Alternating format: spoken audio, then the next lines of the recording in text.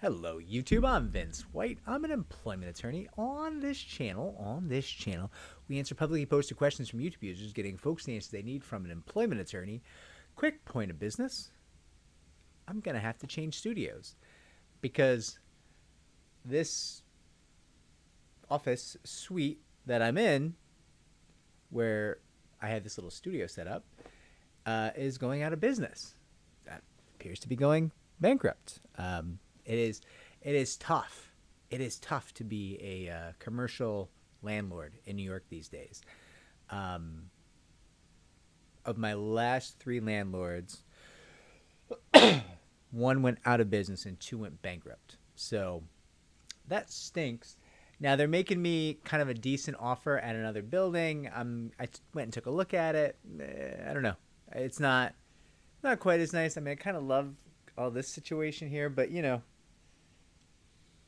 if the price is right, we can always have a conversation. But I just figured, you know, in the next probably 3 weeks, you're going to be seeing videos from a different studio. You're going to be like, what's that new studio? And the answer is inconvenient. The answer is that new studio is inconvenient and I have to move again. But now most of you don't care about that. Most of you are here for the question. And today's question is from YouTube user Antonio Flowers 3343, who says, "Hey Vince, glad the cough sounds like it's gotten better." Does it? It has, but like right now it doesn't seem like it's so great.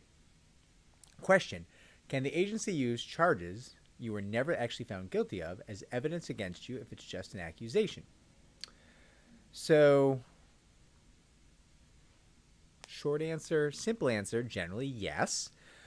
But let's dig into it. So if you're in a union, you have an arbitration process. You might also have some kind of hearing or arbitration process if you're a civil servant, right?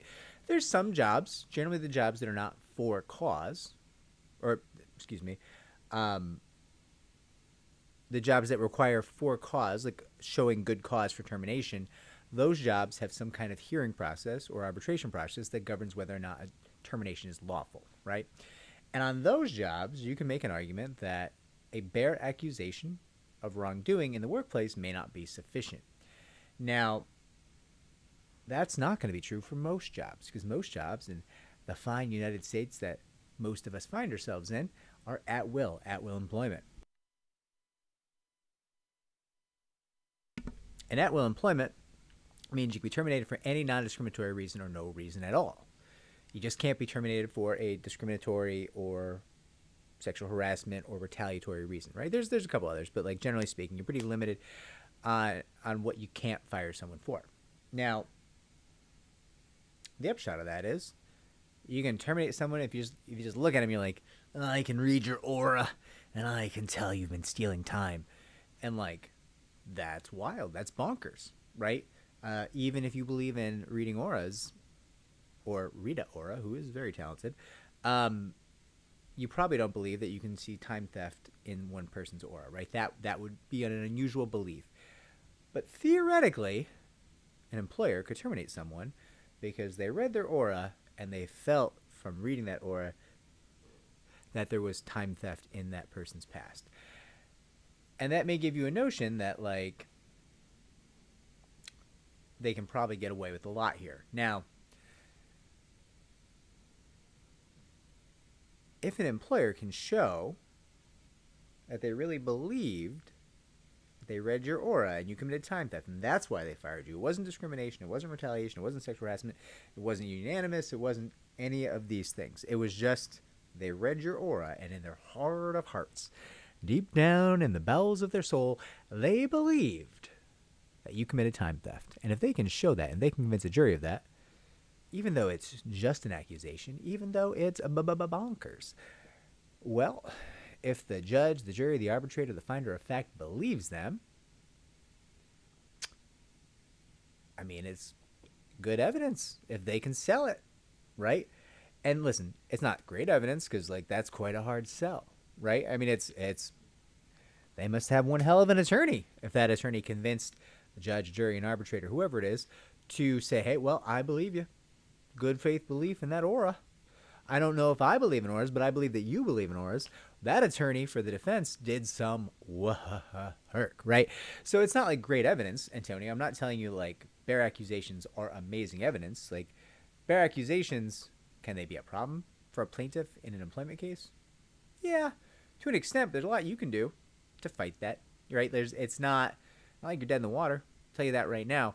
Um, Accusations are accusations, and you know, bare unsubstantiated accusations in an employment case are a lot like punches in a fight. You better throw them in punches and bunches, right? Like you better bring your accusations in the plural, or you better substantiate them with some evidence of your own defense side, right? Just saying, oh, that person did X, Y, and Z, maybe not sufficient. Probably not sufficient. Realistically speaking, probably not sufficient. Now, that being said, our culture does have some accusations that people make, and when you make them, everyone believes them. So listen, smart employers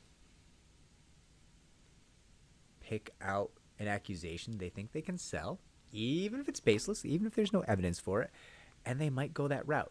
And then it's on your attorney, your plaintiff's attorney, to fight that back and show that it's nonsense and cast doubt on whatever witnesses or whatever nonsense they try to pull to prove their accusation, right?